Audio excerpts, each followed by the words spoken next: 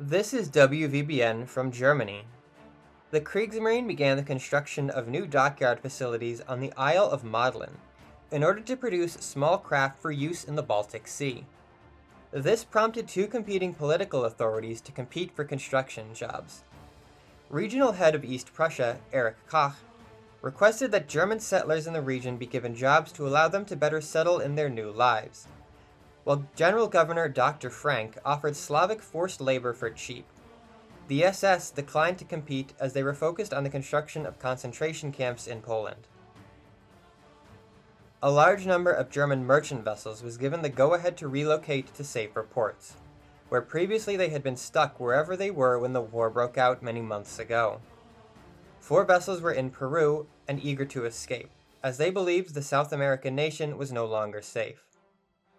München, Leipzig, and Hermantes all reached Chile without incident. But by the time Monserrate attempted to leave Peru, local authorities were aware of their scheme and attempted to seize the vessel, whose crew chose to scuttle it rather than risk capture.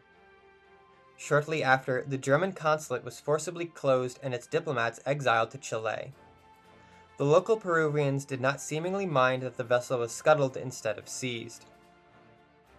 The merchant ship Goslar, trapped in Dutch Suriname, also attempted to flee but was caught by local Dutch Coast Guard, and promptly scuttled with her crew taken into custody.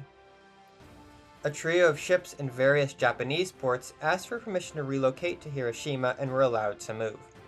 They reached the port without incident. Soviet salvage ships began to assist Germany with the wrecks around Helgoland, which the Kriegsmarine took interest in. In Narvik, Hipper abruptly vanished during the night, leaving an apologetic note for the local authorities that she deemed it necessary to preempt an Allied trap. U-22 was declared lost after failing to report on patrol. No enemy ships were sunk. Salvage and repair ships managed to recover the destroyers Anton Schmidt and Friedrich Ihn after approval from the Swedish government. They were refloated within 24 hours and presumably taken to Pillau. The air war over the Netherlands came to a violent head as the Luftwaffe engaged the Dutch Air Force relentlessly, with bombing campaigns and fighter support. Despite some British aid, the Dutch Air Force was almost completely wiped out by the end of the campaign, in exchange for a mere 10 German bombers and 4 fighters. Bombers proceeded to drop leaflets encouraging the Dutch to surrender in anticipation of an imminent invasion. This has been WVBN from Germany.